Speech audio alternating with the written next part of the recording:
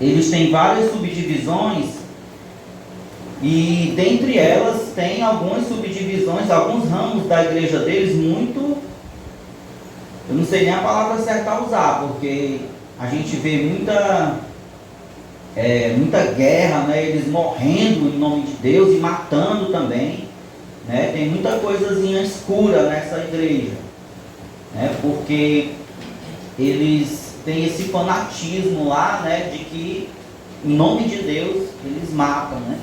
E tem muitas guerras e muitas revoltas, né? Colocam granadas, bombas no corpo, né? Destroem ali muitas nações. Esse é o povo islâmico, né? Que carrega também os 5 primeiros livros da Bíblia, assim como a gente, né? Então, vamos agora iniciar, né, mais uma parte agora do nosso estudo, que é o livro do Atos dos Apóstolos. Passa aí, e a gente vai refletir um pouco, né? Vamos iniciar com essa reflexão, né? Todos nós aqui, nós temos nossas conquistas, né? Nós temos os nossos objetivos. Muita gente aqui já alcançou muita coisa, quis, e tudo isso não foi num passe de mágica, né? Eu tenho certeza que vocês derramaram muito suor, né? E tiveram muito esforço, muita luta para chegar até aqui, né? E alcançar os seus objetivos. E a gente compreender a Bíblia também não é assim no estalar de dedos, né? Não é fazer o pedido, né, para o gênio da lâmpada, não é assim, né? A gente precisa se esforçar, né? A gente precisa estudar, né, e ter aquele hábito diário, né, de ler a Bíblia. E aos poucos a gente vai compreendendo. Essa imagem aí, ela reflete o nosso esforço, né, que a gente tem que ter diante da nossa dificuldade. E não apenas ficar ali inconformado, né, e de braços cruzados diante da dificuldade, né? A gente precisa colocar a mão na massa, né? E é isso que a gente está fazendo aqui, estudando um pouco a palavra de Deus. E o nosso objetivo é conhecer mais e mais o que Ele tem para nós, né? O nosso Senhor Jesus. Pode passar.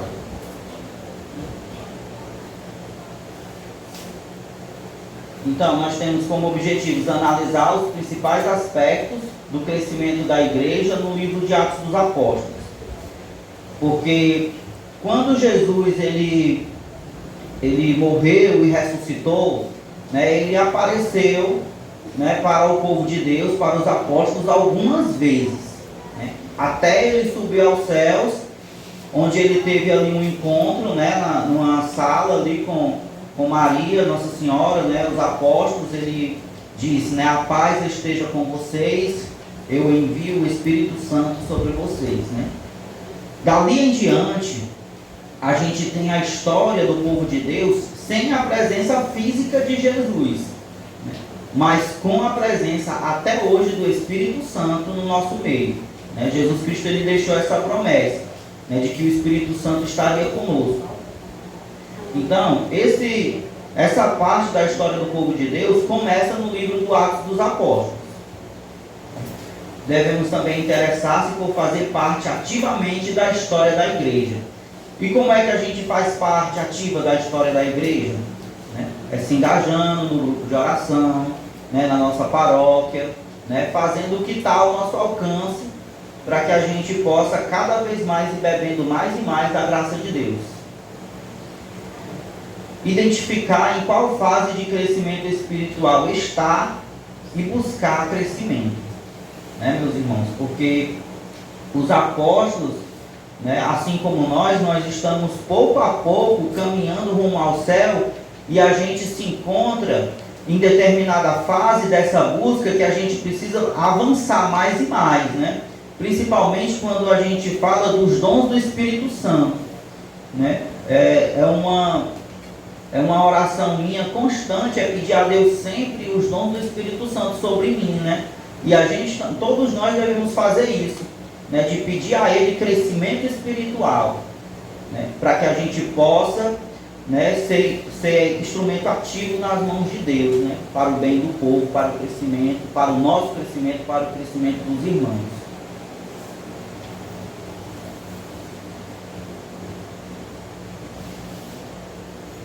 Então nós temos como autor do livro, né, Lucas, certo? Lucas evangelista. Ele foi quem escreveu o livro do Atos dos Apóstolos, né, por volta de 65 a 75 depois de Cristo. O alvo, né, era os judeus e os gentios, né, porque a gente vai ver daqui a pouco, no iniciozinho do livro do Atos dos Apóstolos, que ele tem como um endereçamento dessa escrita Teófilo, né? Teófilo quer dizer amigo de Deus. Quem é amigo de Deus? Todos nós, né? Mas a intenção dele era evangelizar, né? De Lucas. Então, quem não era cristão naquela época era chamado de judeu ou de gentil, né? Esse gentil aqui não é gentil, a pessoa educada, não, né? Esse gentil aí, ele quer dizer pagão, certo? O povo pagão. Então, né, esse era o alvo de Lucas naquela época, né, de evangelizar o povo que não era cristão. Temos aí esse versículo chave que vamos daqui a pouco ler.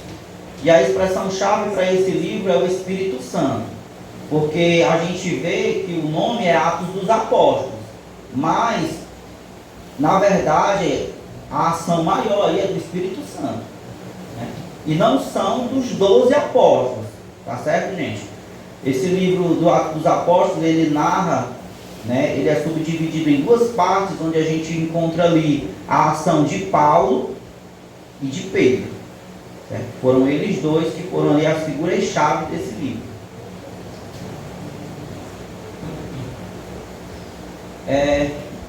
Eu queria agora, gente, que duas pessoas, dois voluntários, né, pudessem ler o Evangelho de Lucas, do capítulo 1, versículo do 1 ao 4, e logo em seguida outra pessoa lê esse Atos dos Apóstolos, do capítulo 1, versículo do 1 ao 3. Pode ser? Tem um corajoso aí, corajosa.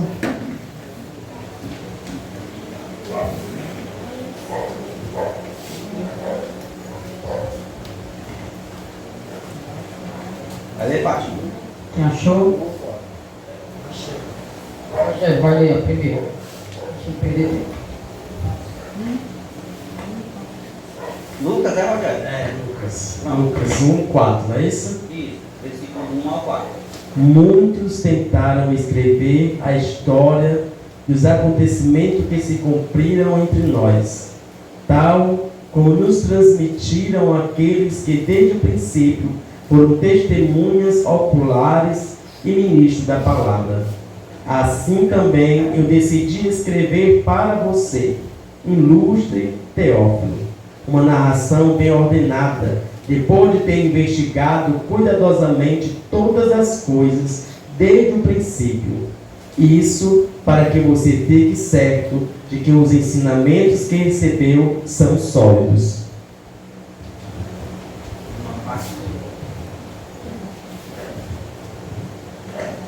Atos dos Apóstolos, início da caminhada.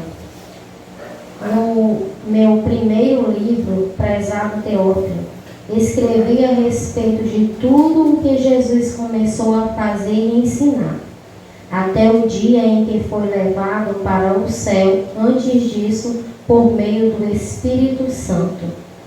Ele deu instruções aos apóstolos que tinha escolhido.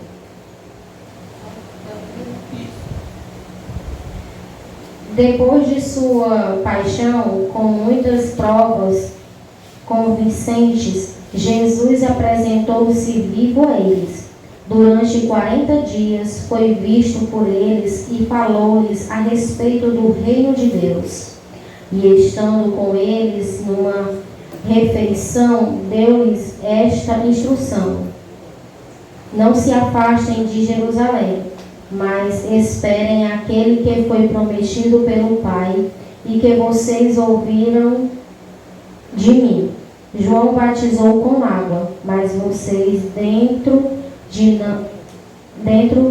não muitos dias serão batizados com o Espírito Santo. Palavra do Senhor. Graças a Deus.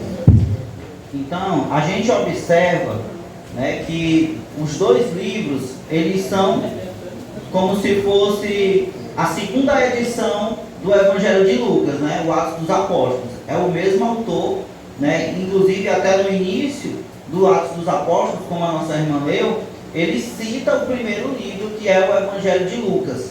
Ele até fala, né, sobre Paulo, né, que Lucas ele era muito amigo de Paulo, muito próximo dele, e ele narra ali que minutos antes, pouco tempo antes da morte de Paulo, ele estava lá, presente, né, e que Paulo ele evangelizou, que ele viajou, né, por muitas nações para proclamar o Evangelho de Deus, né, a palavra de Deus.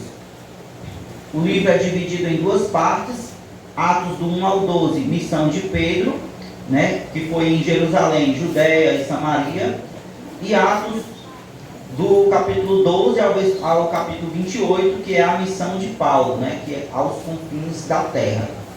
Então, a gente percebe aí, né, que Lucas, ele foi, né, o escritor desses dois livros, e ele contou muito com a ajuda de Paulo para a própria conversão dele, de Lucas, né, porque ele não conviveu com Jesus, certo, gente, Lucas? Então, como que ele escreveu o Evangelho? Né? Foi através, né, de Nossa Senhora, né, o Evangelho de Lucas, ele traz também muitas informações sobre o nascimento, bem detalhado de Jesus e a infância dele. Né? Tal era a proximidade que Lucas tinha com Nossa Senhora. Inclusive, Lucas foi até, né, ele era pintor também, médico, pintor, entendia muito de leis também, e ele foi quem primeiro, né, pintou a imagem de Nossa Senhora, né, devido a tal proximidade que ele tinha com ela.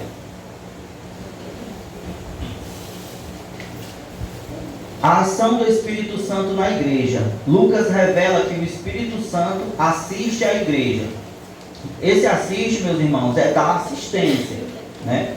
A gente vai ver, né, que eu acredito que uma das passagens do livro de Atos dos Apóstolos que mais nos impressiona, né, e que tem uma mensagem grandiosa para a gente, é Pentecostes, onde o Espírito Santo desce como línguas de fogo, né, sobre os apóstolos ali, eles falam em línguas estranhas. Então, esse livro de Atos dos Apóstolos, ele traz uma mensagem da ação do Espírito Santo enorme, né, e grandiosa na igreja. Assim como está acontecendo conosco, né, no nosso grupo de oração. O Espírito Santo ele tem atuado grandemente aqui, nessa comunidade, né, e há também de descer mais e mais sobre nós, né, para que a gente possa ir se fortalecendo mais e mais, assim como as primeiras comunidades foram fortalecidas, né, e assistidas pelo Espírito Santo. O Espírito Santo é revelado como uma grande promessa do Pai. A gente verifica isso em Atos, capítulo 1, versículo do 4 ao 5. Né? Quem trouxe caneta, né, e quiser ir anotando também, né, aqueles que não têm a Xerox, podem ficar à vontade para depois fazer uma consulta em casa. A vinda do Espírito Santo inaugura de forma solene a Igreja de Jesus. Atos 2, do 1 ao 4. E ao mesmo tempo a sustenta. A igreja vive do Espírito e depende do mesmo. Então, gente, a ação do Espírito Santo na nossa igreja, ela tem como coluna crucial a renovação carismática. A renovação carismática católica, ela traz consigo uma amizade com o Espírito Santo grandiosa. Né? Não só eu acredito que todos os irmãos aqui mais engajados em grupo de oração pode dividir a sua vida em duas partes, antes da renovação carismática e depois. Né?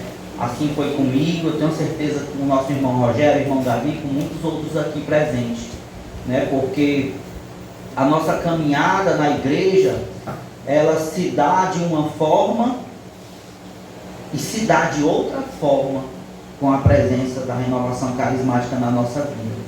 Porque a gente começa não só, né, a fazer um estudo como estamos fazendo aqui, né, que vai ali nos aprofundar no conhecimento, mas também uma experiência com o Espírito Santo, onde a gente pode sentir e ver a ação e o milagre de Deus na nossa vida. Quando eu comecei a conhecer mais de perto a renovação carismática e a ação do Espírito Santo, eu fiquei, né, não existe palavras, Apaixonado. não existe palavras assim para dizer, né, meus irmãos. E eu tenho certeza que a grande maioria de vocês aqui, se não passaram por essa experiência, ainda vão passar aqui no nosso grupo, de sentir a presença do Espírito Santo na nossa vida, né? E essa experiência, ela traz, né, conosco uma visão espiritual também da ação do mal, né? A verdade é essa, né? A gente começa a perceber a ação de Deus e também a ação do inimigo, né? Quando a gente dá uma brechazinha, né, quando a gente abre a porta, ele começa a atuar, né?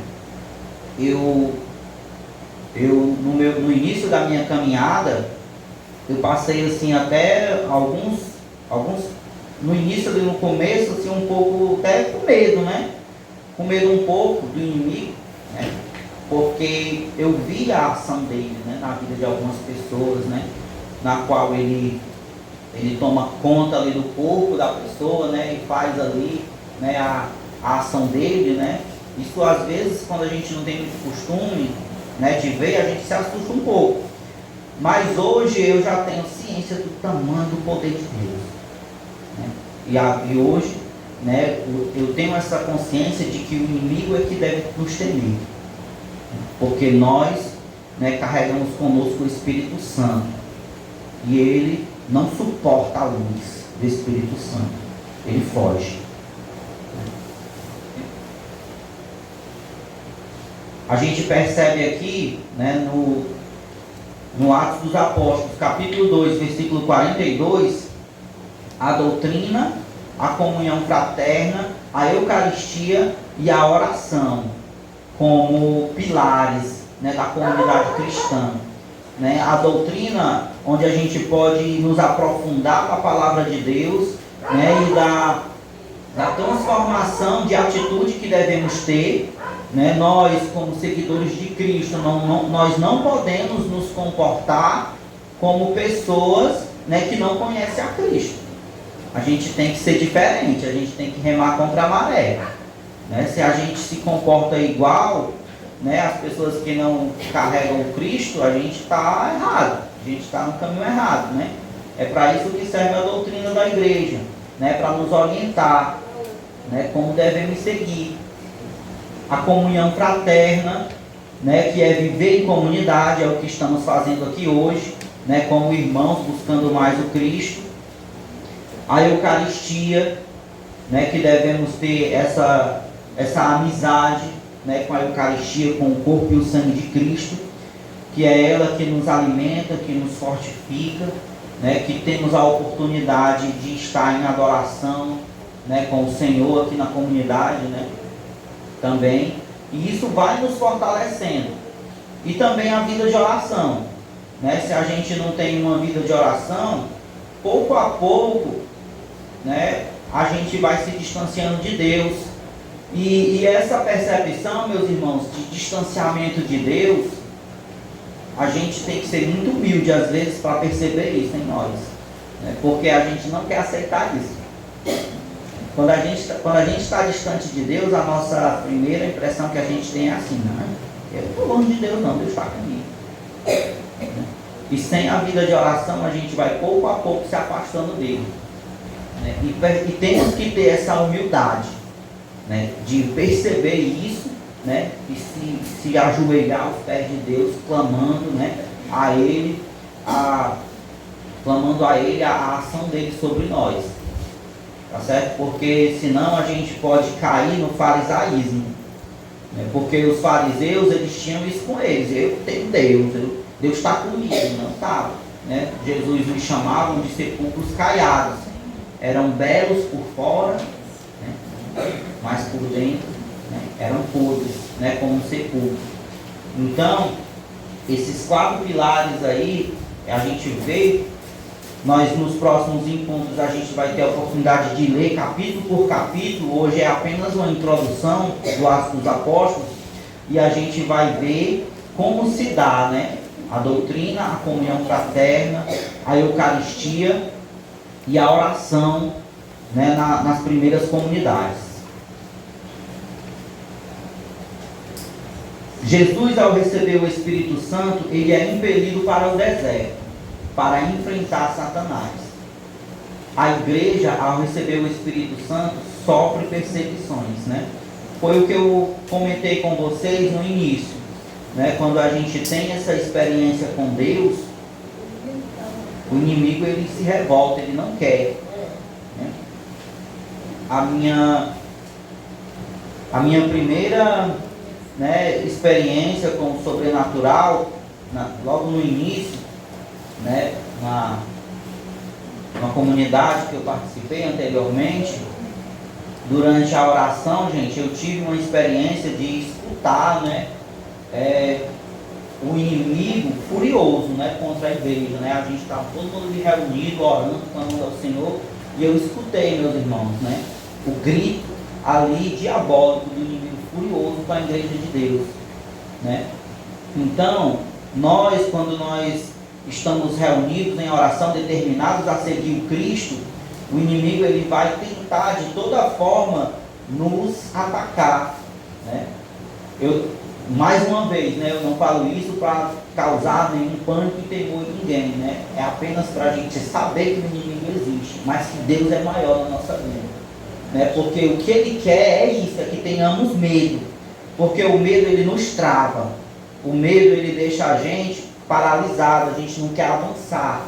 É isso que o inimigo quer, mas ele só tem aquele espatifado todo, ele não pode nada. Jesus é que pode, né? Jesus é que é maior na nossa vida. Então, a igreja, ela sofre perseguições, todos nós aqui sofremos perseguições, mas uma perseguição com Cristo, a gente passa por ela de uma forma, e sem Ele, estamos ferrados. Sem Ele, estamos perdidos. Lucas apresenta a confirmação da expansão da mensagem de Cristo pela ação do Espírito Santo, por meio dos apóstolos e pelas perseguições.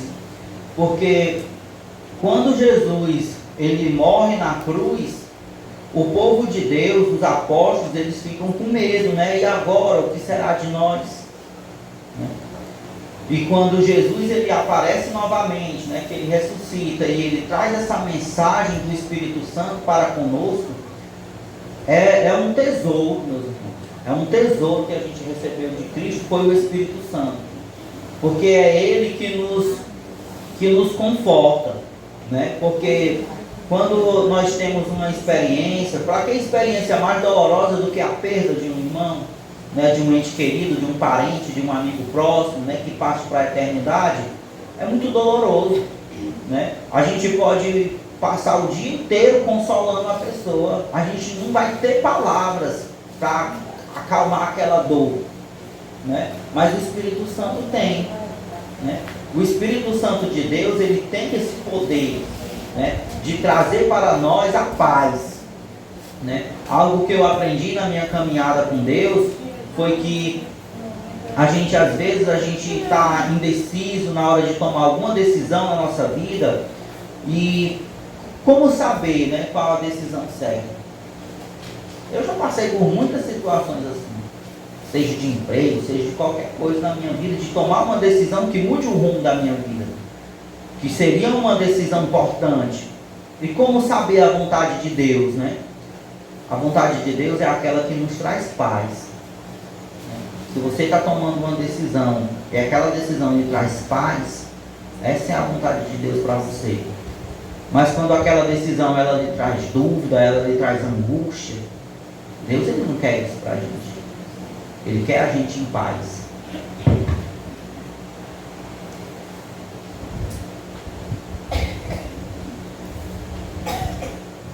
Antes da gente passar, né, aqui para o propósito do livro, né, eu queria que vocês anotassem aí alguns trechos bíblicos, certo? Porque senão eu vou me esquecer, era para me ter falado logo no início.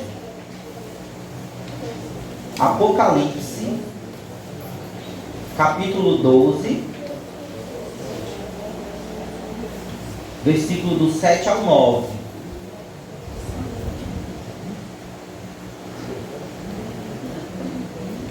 Apocalipse, capítulo 12, versículo do 7 ao 9. E também Isaías, capítulo 14,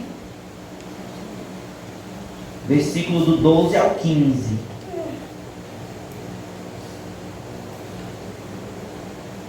Ezequiel, capítulo 28,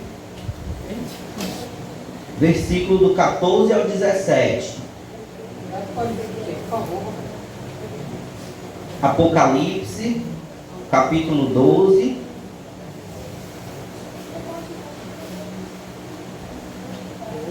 versículo do 7 ao 9. Isaías, 14, versículo do 12 ao 15.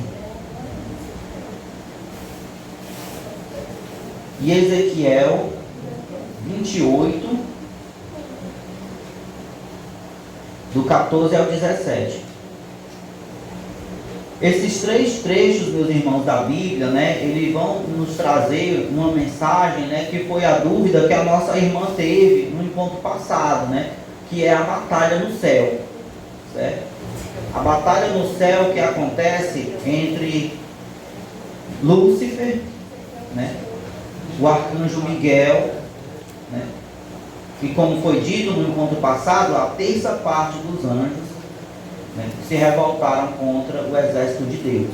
Né? Esses trechos bíblicos aí, eles narram principalmente o livro do Apocalipse, né? Ele é bem mais detalhado, fala bem com mais clareza sobre essa batalha que houve. Né? Porque nós fomos criados para louvar e amar o Senhor, louvar e adorá-lo. Mas essa função, ela não era nossa, era de Satanás. Mas ele quis ser maior do que Deus, né? A intenção do diabo ser maior do que Deus, a gente vê no Antigo Testamento, nesse livro de Ezequiel e de Isaías, né? Onde o inimigo, ele quer a adoração para ele. Então, essa batalha no céu aconteceu e ele foi expulso de lá. E ele está ao nosso derredor esperando aqui devorar. Mas com a presença de Deus na nossa vida, né, ele não vai chegar a lugar nenhum.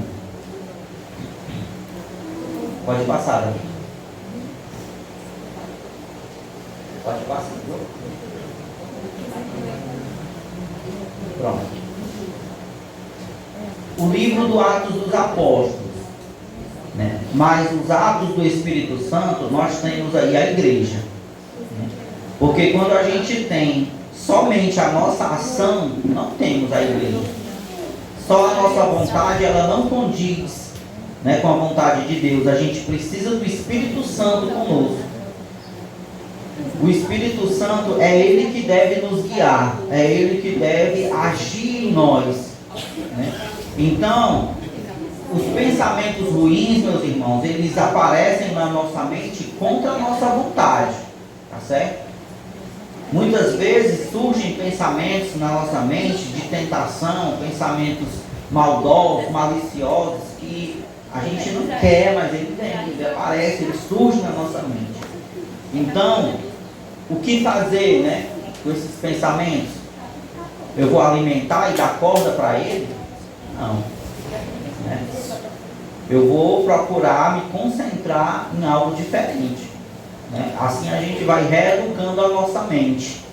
Né? A gente percebeu aqui, né, a história do nosso irmão Adilson, né, que ele era ele era da droga, né? Ele era do mundão, ele estava perdido ali na prostituição, né?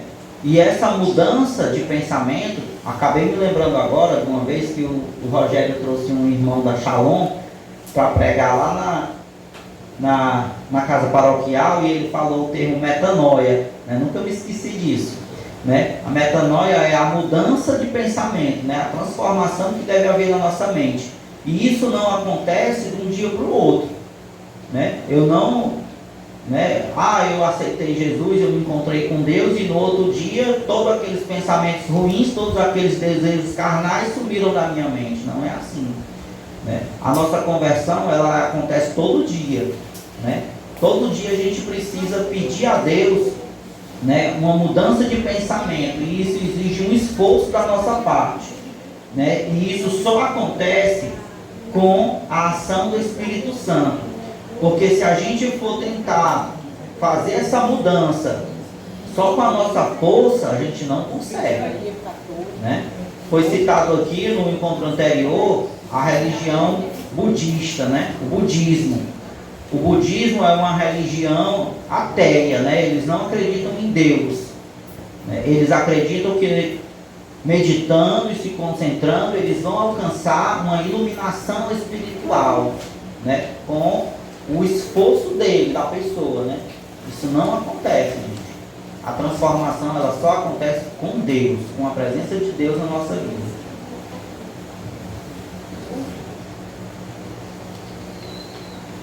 Apesar de o seu nome ser Atos dos Apóstolos, a ênfase dos relatos não é dada aos que fizeram os apóstolos, mas sim o Espírito Santo, até porque são poucos os apóstolos que figuram seus nomes no livro, né? Como eu falei anteriormente, só Paulo e Pedro, né? O propósito do livro parece nos fornecer um relato preciso do nascimento e crescimento da igreja. O livro de Atos termina por ser um elo entre os evangelhos e as epístolas, né? É uma transição dos evangelhos para as epístolas, né? As cartas de Paulo às comunidades. Porque resumir o livro de Atos dos Apóstolos é resumir o quê? Como viveram as primeiras comunidades, sob a ação do Espírito Santo. Quando a gente for ler, né, o livro dos Apóstolos, a gente vai ter isso em mente. A gente vai conhecer como eram as primeiras comunidades e como a ação do Espírito Santo se dava na comunidade, né? Sabendo que Jesus, ele já tinha subido aos céus. No livro de Atos dos Apóstolos, Jesus não está fisicamente no meio do povo, mas sim o Espírito Santo. Roberto, uma dúvida, estão perguntando o que é epístolas. O livro de Atos termina por ser um elo entre os evangelhos e as epístolas. As epístolas são cartas, né? Hoje não, hoje se escreve pouco cartas, né? Hoje é só o WhatsApp, né? Mas, né, as cartas, elas existiam, o principal meio de comunicação no tempo de Cristo, né? Era a carta, né, que eram enviadas às comunidades. Epístolas são cartas. E cartas bem pequenas, né, Roberto? Isso, exatamente. Pode avançar um pouco mais, né? Então, a estrutura do livro: Atos dos Apóstolos mais Atos do Espírito Santo é igual à igreja, né? Que a igreja, ela vai se crescer, né? Hoje a igreja católica, ela está presente no mundo todo, mas no início não era assim, né? A gente começou ali, né, pela Terra Santa e foi crescendo, né? Temos aí Jerusalém, Judéia e Samaria até os confins da terra. A gente está aqui, né, o livro de Atos dos Apóstolos, a gente viu lá no início, por volta do ano 75 ao ano 95. A gente já está em 2024, né? Então, a igreja de lá para cá, ela cresceu muito, principalmente com a renovação carismática, né, que é bem novinha, né? A renovação carismática, né, não é tão antiga assim. Então, o Espírito Santo, ele atuava, né, nas primeiras comunidades, mas houve um período, né, que o Espírito Santo, pela maldade do coração do homem, ele passou muito tempo, né, ativo nos mosteiros, nos conventos, né, mas no meio do povo era perdição, né? Quem teve a oportunidade, né, de cursar o ensino médio conheceu a Idade Média, né, o feudalismo, que é conhecido como a Idade das Trevas, né? Naquele tempo a igreja ela passava por um período, né, que não estava condizendo muito com a vontade de Deus, e que o Espírito Santo ele atuava sim em locais isolados, né, nos mosteiros, nos conventos. Quem se retirava, né, quando a gente quem teve já a oportunidade de conhecer um pouco a história dos 3 pastorzinhos, né, na aparição de Nossa Senhora em Fátima, eles não gostavam do convívio social, né? Aquelas crianças, elas se escondiam do povo, né? Por quê? Porque elas percebiam a humanidade ela em pecado, né? Então elas não queriam muito assim o convívio, porque elas iam para o convívio social e elas iam escutar piadas de duplo sentido, era o povo falando, né, só de sem vergonhice, né, usar uma palavra bem, todo mundo entende, né? Então, assim também aconteceu na história da humanidade durante muitos anos, até, né, graças a Deus, o Espírito Santo atuar mais forte dentro da igreja com a renovação, e a gente foi tendo a oportunidade de conhecer mais e mais o Espírito Santo e a ação dele no meio do povo.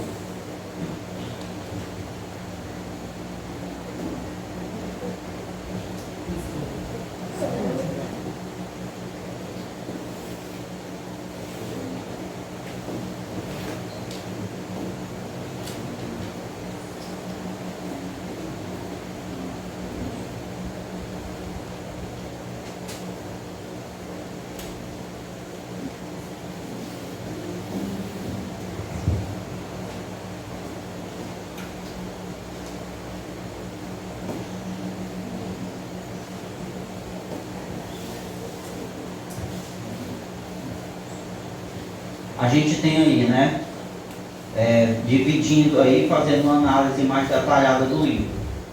O início da igreja, a ação do Espírito Santo, o crescimento da igreja, o testemunho dos apóstolos e a perseguição à igreja, né? A gente teve aí o livro dos apóstolos resumido em 5 itens. Então fica mais fácil para a gente começar a estudar, né, capítulo por capítulo, o livro dos apóstolos, tendo, né, ciência, né, do que é que tem lá nele, né, o seu autor, né, e o que contém ali dentro do livro.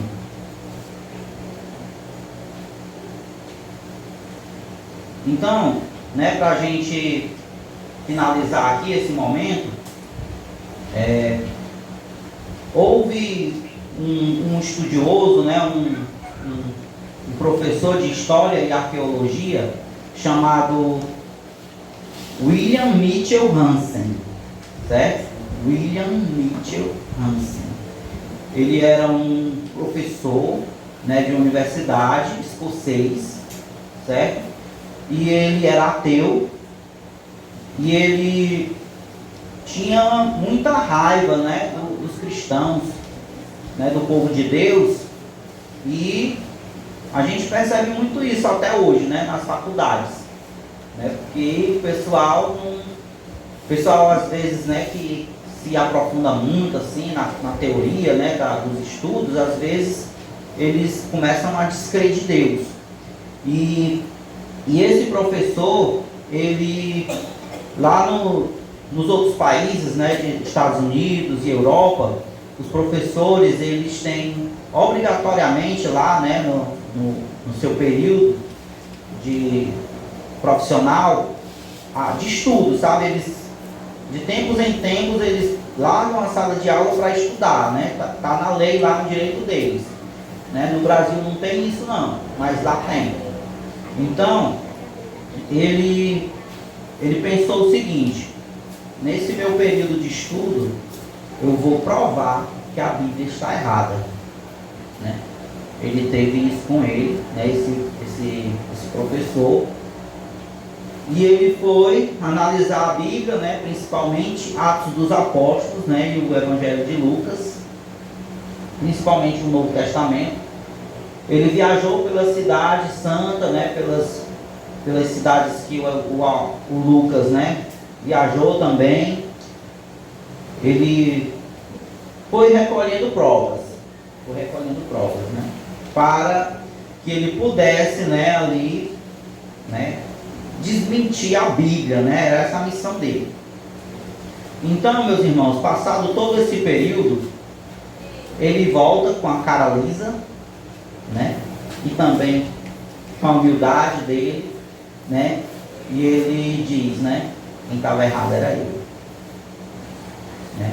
E a partir de hoje eu sou um novo cristão também, seguidor de Cristo, né? É um testemunho dele, né? Desse professor, que ele sempre, ao estudar a Bíblia, ele pegava um livro secular que falava o contrário e dizia: a Bíblia está errada, porque o filósofo tal falou isso aqui no livro dele. Então ele nos estudos dele, no livro dele, ele fala, né, que nós muitas vezes precisamos ter mais fé, né? Ele fala, né, os estudiosos, né, na Bíblia, porque muitas vezes ela está certa, quem está errado é o livro secular, né? Depois de muitos estudos e muita pesquisa, ele se converte ao cristianismo, né? Porque ele percebeu a veracidade que a Bíblia tinha. E Lucas, ele foi médico, estudava muitas leis também e pintor. Muito amigo de Paulo, né? Paulo apóstolo, e ele viajou, né, por muitos lugares, juntamente com Paulo, para evangelizar e para aprender, né? O Lucas, ele, quando ele se converteu, ele era muito sedento, né? E essa amizade dele com Paulo era justamente para isso, para ele aprender muito com Paulo também. E quando a gente está numa boa, né, a gente tem muitos amigos ao nosso redor. Mas quando a gente está na pior, né, os amigos somem. Então, foi assim também com Paulo. E ele relata, né, a gente vai ver isso depois, que no dia da morte dele, de Paulo, só quem estava lá com ele era o Lucas. Então, o resto do povo, né, não queria, tinha medo de morrer junto com ele, né? A verdade é essa. Foi assim com Pedro, né, que negou Jesus 3 vezes. Né? Você conhece ele? Não conheço não. Jesus estava prestes a morrer crucificado, né? Ele pensou assim: se eu disser que conheço ele, que andava com ele, eu vou morrer também. Né? Então ele negou Jesus. E Paulo também passou por isso, né? Mas ele tinha lá Lucas, né, ali com ele. E existem algumas linhas de pesquisa que dizem que Lucas, ele morreu enforcado, né, durante uma perseguição, né, porque o povo de Deus, com o passar do tempo, ele foi ficando tão forte, gente, né, o cristianismo, que lá em Roma eles morriam, né, massacrados na arena, né, do Coliseu, mas não negavam a Cristo. Eram comidos por leões, né? A gente tem São João Batista, que foi, né, várias vezes foi flechado ali também, né, e açoitado, mas ele não renunciava a Cristo. E a gente precisa também vestir a camisa de cristão, né? E não renunciar à nossa fé, porque é mais conveniente na roda de amigos você entrar na gandaia também, né? Porque senão você vai ser quadrado, vai ser antiquado, né? Mas a gente precisa, né, assumir a postura de cristão, né? Onde a gente está, no nosso trabalho, na escola, né, na nossa família, onde a gente estiver, né? Não se importar com as críticas, né? Porque naquele tempo, nas primeiras comunidades, aconteciam essas perseguições, né? E não está muito longe, né? Não está muito longe da gente ter que também dar a nossa vida por Cristo, né? Porque a gente vê aí o mundo todo pelo avesso, né? Todo pelo avesso. Hoje em dia, né, o errado é o certo. Prestem atenção, os mais antigos entendem o que eu estou dizendo, né? Hoje em dia as pessoas já estão mais depravadas e desbocadas e não estão nem ligando para nada, né? E tem orgulho e prazer, né, de seguir o caminho do erro, né? Então, a gente precisa cada vez mais, né, nos revestir de Deus e ter a coragem, né, de se assumir cristão, né, de vestir a camisa de Cristo e seguir o rumo do céu, né? Louvado seja nosso Senhor Jesus Cristo. Para sempre seja louvado.